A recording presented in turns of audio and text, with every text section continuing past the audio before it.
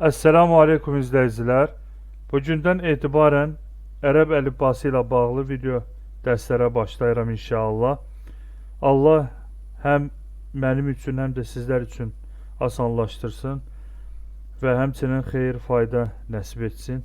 Əmin. Bu video dərsdə ərəb əlifbası ilə bağlı qısa məlumat verəcəm. Ərəb dili dünyanın ən zəngin və ən qədim dillərindən biri hesab olunur. Ərəb dili həmçinin müqəddəs kitabımız olan Quran-ı Kərimin dilidir. Gəlin ərəb dilinin əsas xarakterik xüsusiyyətlərindən nəzər salaq. Ərəb dilində 28 hərf vardır. Lakin bəzi alimlər ləm əlif hərfini ərəb əlifbasına daxil etmiş və ərəb əlifbasında 29 hərfin olduğunu qeyd etmişlər. Ancaq bu düzgün deyildir. Bütün hərflər samit hərflərdir.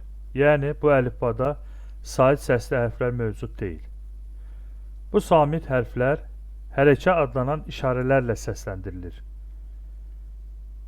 Ərəb dilində hərflər digər əlifbalardan fərqli olaraq soldan sağa deyil, sağdan sola tərəf yazılır. Digər əlifbalardan fərqli olaraq ərəb əlifbasında baş hərflər yoxdur. Belə ki, kəlmələrin yazılışında böyük, kiçik hərf ayrımı bu dildə yoxdur. Bu hərflər kəlmənin əvvəlində, ortasında, sonunda və müstəqil olmasına asılı olaraq müxtəlif şəkillərdə ifadə olunur. Ərəb dilində 6 hərf vardır ki, onların 2 cür yazılışı mövcuddur.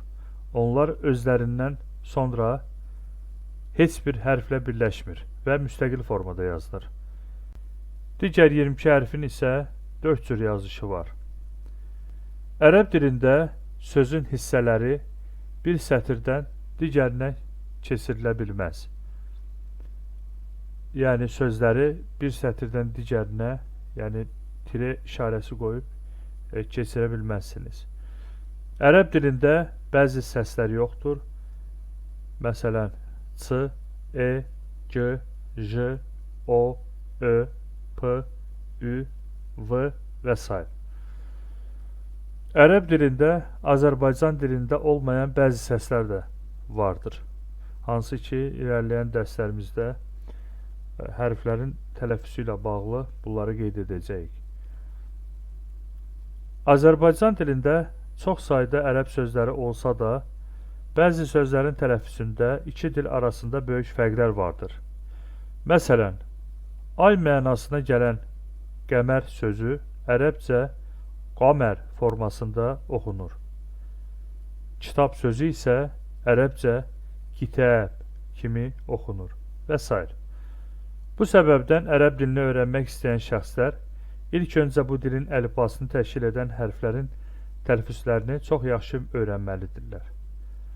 Növbəti video dərslərdə bu hərflərin yazılışını və tələffüzünü öyrənəcəyik inşallah. Esselamu Aleyküm.